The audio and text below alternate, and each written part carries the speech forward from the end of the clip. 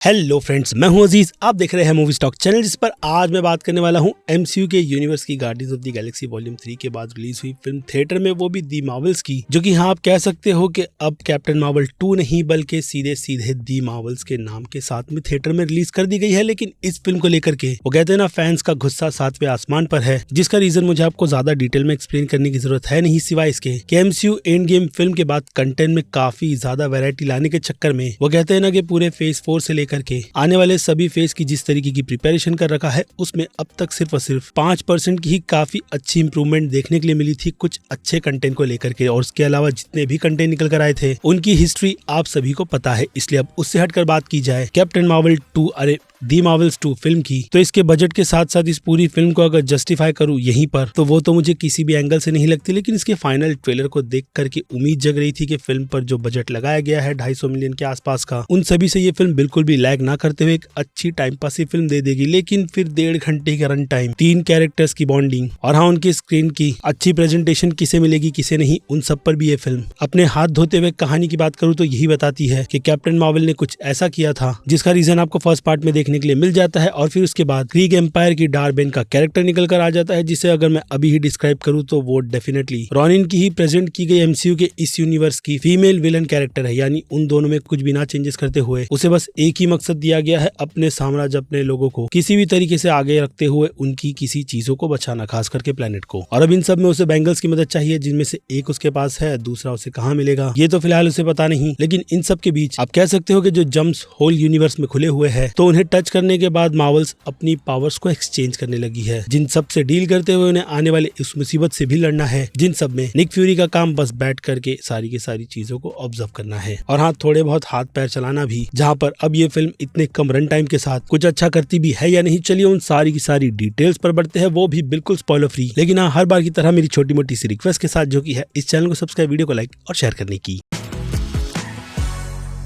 So friends, तो जैसे कि मैंने आपको इंट्रो के पहले फिल्म की कहानी से रिलेटेड और जो भी इस फिल्म को लेकर के कंट्रोवर्सी चल रही है उनकी जो थोड़ी बहुत डिटेल्स दी है, उससे तो ये बात आपके दिमाग में सेट कर जानी चाहिए कि ये फिल्म असल मायने में आपको थिएटर में देखने के लिए जानी भी चाहिए या नहीं। क्योंकि as a Marvel fans MCU को ये बात बहुत ही अच्छी तरीके से पता है कि उनके वही चूतिया फैंस उन्हें सपोर्ट करते हुए थिएटर आएंगे, ऐसी फिल्म को भी सपोर्ट करेंगे, जो की बेसिकली मेरी नजर में पूरी तरीके से एमसीयू के यूनिवर्स की एक ऐसी फिलर फिल्म मानी जाएगी, जिसने बस जो स्क्रीन पर दिख रहे 3 कैरेक्टर्स को ही दिखाते हुए अगेन फिलर्स के तौर पर एंड में एक मिड क्रेडिट सीन डाल दिया। जी हाँ, एक मिड क्रेडिट सीन, आखिर तक बैठने की जरूरत नहीं, जो कि अगेन ये बात पूरी तरीके से क्लियर कर देता है कि उसे भी जल्दबाजी में शूट कर इस फिल्म में ऐड कर दिया गया, ताकि कहानी के पेस में कई सारी चीजों को चेंज किया जाए। जबकि देखा जाए तो ये 1.5 घंटे की भी फिल्म इतने ज्यादा फास्ट पेस की लगती है, जिसे आप देख करके ये बात समझ जाओगे कि केविन फेगी की कैची इस फिल्म पर हिसाब से इतनी ज्यादा चली है कि ये फिल्म बस सिर्फ और सिर्फ शुरू होती है और खत्म हो जाती है बिना किसी डेवलपमेंट के। जिसे देखते वक्त मैं तो यही सोच रहा था कि मैं साला कैप्टन मार्वल 2 फिल्म देखने आया था, लेकिन उन्होंने मुझे कैप्टन मार्वल 3 फिल्म दिखा दी। क्यों, तो अगर उनके भी रीजन की बात की जाए तो कैप्टन मार्वल के कैरेक्टर को लेकर के किसी भी तरीके की डेवलपमेंट, उसकी मिस्ट्री, सारी की सारी चीजें, भाई उसने क्या क्या किया था पास्ट में जिस कारण से वो अर्थ पर नहीं आ पाई, उसका काफी स्टूपिड सा रीजन दिया गया है, जिसका हाँ सोल्यूशन जब मोनिका बताती है तो ऐसे उस प्रॉब्लम को सॉल्व करते हुए वो लोग सारी की सारी सिचुएशन से ही डील कर लेते हैं। और फिर देखा जाए तो वही वुमेन वाली सिचुएशन निकल कर आती है कि तुमने इतने साल लगा दिए भाई अर्थ से खुद को पूरी तरीके से दूर रखते हुए, जो सिचुएशन को आप कह सकते हो ना कि अगर बैठकर बातचीत करते तो सुलझ जाती। और इसी मामले में मैं कहूंगा कि कैप्टन मार्वल की ब्री लार्सन इस फिल्म में पूरी तरीके से वेस्ट है, जिनकी खुद की फिल्म में उन्हें इतना भी रोल नहीं मिला कि वो अच्छी तरीके से शाइन होकर के हमें बताए कि कैप्टन मार्वल की वैल्यू एमसीयू के यूनिवर्स में क्या है। मेरी नजर में घंटा कुछ नहीं। इसके अलावा उनकी परफॉर्मेंस की बात करें तो कई सारी चीजें वो करने की कोशिश कर रही थी, लेकिन अनफॉर्चुनेट वुड फेस के चलते उनसे वो चीजें बिल्कुल भी नहीं हो पा रही थी। और फिर एमसीयू की जो बकचोदी चलती है हर बार की तरह, यहाँ पर भी हमें देखने के लिए मिलती है एक सिंगिंग प्लेनेट बेमतलब के फिलर्स के हिसाब से कहानी के रन टाइम को आगे बढ़ाने का ही जो काम करता है। उन्हें देख करके यही लग रहा था कि एमसीयू ने फिलर्स के नाम पर भाई इतने पैसे खर्चे कर दिए, वो भी इस तरीके की चीज को थिएटर में दिखाने के लिए। जबकि मेरी नजर में अगर मैं काफी ऑनेस्टली कहूँ तो ये फिल्म अगर आप स्किप कर दोगे थिएटर में बिल्कुल भी ना देखने की कसम खाते हुए, तो भी कोई फर्क नहीं पड़ेगा। क्योंकि हाँ मेरी नजर में ये फिल्म सीधे सीधे ओटीटी पर देखने जैसी है, जिसे अगर डिज्नी प्लस पर भी रिलीज कर दिया जाता तो बेटर रहता। बट खैर, ब्लैक विडो के बाद एक और डिसअपॉइंटमेंट वाली फिल्म, वो भी एमसीयू ने काफी बड़े बार को सेट करने के बाद दी है, जिससे कि अब मैं चाहूंगा कि आने वाला फ्यूचर भाई ऐसा बिल्कुल भी ना हो, वरना एमसीयू के तो बल्ले बल्ले है, जो कि यहाँ इस तरीके से नहीं लेकिन इस तरीके से जाएंगे। समझ जाओ बाकी बोलने की कोशिश क्या कर रहा हूँ। और फिर बात की जाए मोनिका रैम्बो के कैरेक्टर की, तो उस कैरेक्टर को समझने के लिए वांडा विजन की सीरीज, कैप्टन मार्वल की स्टोरी आर्क जानने के लिए कैप्टन मार्वल फिल्म, जिसमें मोनिका रैम्बो को लेकर के बस वही किया गया है कि उसे शी मींस बिजनेस, वो सीधे आकर के स्पेस स्टेशन पे निक फ्यूरी के साथ मिलकर के काम कर रही है और फिर कुछ होता है और इसके बाद फिर क्या उसकी इन्वॉल्वमेंट और पावर्स का काफी अच्छा प्रदर्शन दिखाते हुए इस कैरेक्टर को मेरी नजर में फिर से कहूंगा पावर्स के मामले में अच्छी तरीके से एक्सप्लोर किया गया है। लेकिन बात आए डेवलपमेंट की, तो वो तो एमसीयू ने सीधे खिड़की से ही बाहर उठा करके फेंक दी थी, उनकी जो ऑफिस होगी वहीं से। तो अनफॉर्चुनेट मोनिका रैम्बो का कैरेक्टर भी आधा पका पका ऐसा इस फिल्म में बस अपनी एंडिंग कर निकल गया, क्योंकि उसके बाद गूस से रिलेटेड भी कुछ चीजों को डाला गया है जो कि अगेन फिलर लगती है। उसके बाद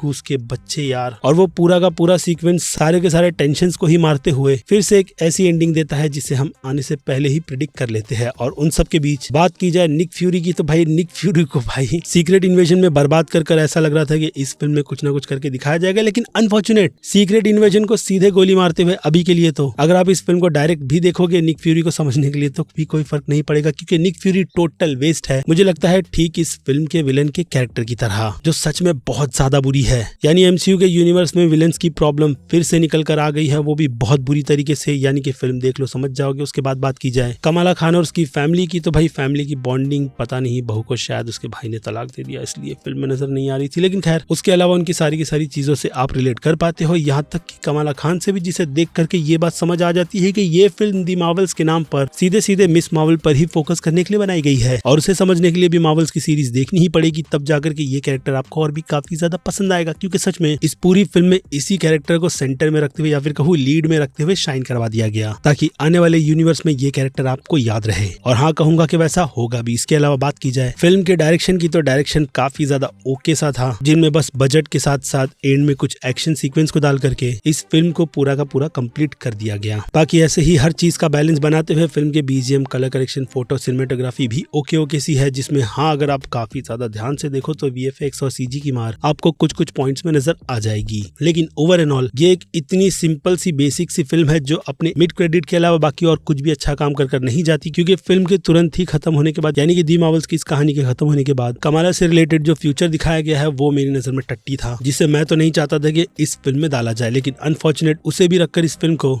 सॉरी तो बैकग्राउंड में वॉइस आ रही है उसके लिए सॉरी, अभी भी छोटा मोटा काम चल रहा है। लेकिन खैर हम बिल्कुल भी अपने सब्जेक्ट से ना भटकते हुए जो फिल्म के एंड के आने वाले कमाला खान से रिलेटेड फ्यूचर की बात कर रहे थे, जो कि हाँ टट्टी है, तो उस तरीके का फ्यूचर मैं क्या कोई भी एमसीयू फैंस बिल्कुल भी देखना नहीं चाहेगा। क्योंकि बात रही वुमेन एम्पावरमेंट की, तो मुझे लगता है कि उनका अच्छा बैलेंस बना करके फिल्म में अगर दिखाओगे तो बेटर रहेगा, लेकिन इस तरीके का तो बिल्कुल भी नहीं, जो कि बस सिवाय फिलर के इससे आगे और कहीं भी नहीं बढ़ पाया। बाकी अब सीधे बात की जाए रेटिंग्स की, तो रेटिंग्स की सारी डिटेल देने की जरूरत है नहीं, क्योंकि फिल्म ऑब्वियसली फिलर्स के नाम पर जब खुद के साथ ही अच्छे से रिसर्च नहीं करती तो मैं क्यों करूं। इसलिए सीधे बात की जाए मास ऑडियंस की, तो थॉर रैग्नारॉक फिल्म याद होगा। ये फिल्म वीएफएक्स के मामले में नहीं, लेकिन वो कहते हैं ना कि फन के एलिमेंट को ध्यान में रखते हुए मास ऑडियंस को कहीं ना कहीं अच्छा सा तो फील गुड करवा ही देती है, क्योंकि शुरुआत में फिल्म के आपको रिकेप दिखा करके ये फिल्म अपनी दुनिया में लेकर आने में कामयाब हो जाती है, जिसे वैसी ऑडियंस एंजॉय करते हुए डेफिनेटली A- की कैटेगरी में तो रखेगी ही। और हाँ, उसमें आप कह सकते हो कि कट्टर मार्वल फैंस भी आएंगे, लेकिन अगर क्रिटिसिज्म की बात आए तो हम पीछे नहीं हटेंगे। लेकिन इससे हट करके बात की जाए सीधे सीधे क्रिटिक्स की, तो क्रिटिक्स का प्यार इस फिल्म को काफी बैलेंस बनाते हुए वो कहते हैं ना कि बीच में लटका चुका है। यानी उनकी नजर में ये फिल्म सीधे सीधे अभी के लिए तो कह सकते हो कि बी की कैटेगरी की है, जिनसे खुद को मैं पूरी तरीके से अलग तो नहीं कर सकता, लेकिन फिर भी ऑनेस्टी की राह पर चलते हुए अगर देखा जाए तो एमसीयू के कई सारे फेस को कंटिन्यू करते हुए ये स्टोरी मुझे अच्छा खासा डिसअपॉइंट कर सकी है। इसलिए उसी डिसअपॉइंटमेंट पर रहते हुए मैं इस फिल्म को B- की कैटेगरी में रखूंगा। यानी देखा तो भी चलेगा, नहीं देखो तो भी कोई फर्क नहीं पड़ता, लेकिन एमसीयू फैंस के चलते एक बार तो देखना ही पड़ेगा, इसलिए उसी के हिसाब से मैं इस फिल्म पर दोबारा नहीं झांकूंगा। जिन सब पर मैंने अपना ओपिनियन इस वीडियो में आपको दे दिया है, बाकी अब बनती है आपकी राय, जो आप मुझे कमेंट में लिख करके बता सकते हैं। क्योंकि वक्त है मेरी तरफ से इस वीडियो को यहीं पर दी एंड करने का। बाकी मैं हूं Aziz, movie stock channel like share और सब्सक्राइब भूलना मत। मिलूंगा जल्दी दूसरी किसी वीडियो में। Till then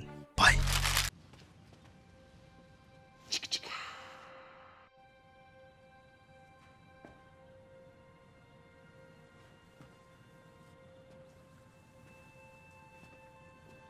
You're still here. It's over. Go home.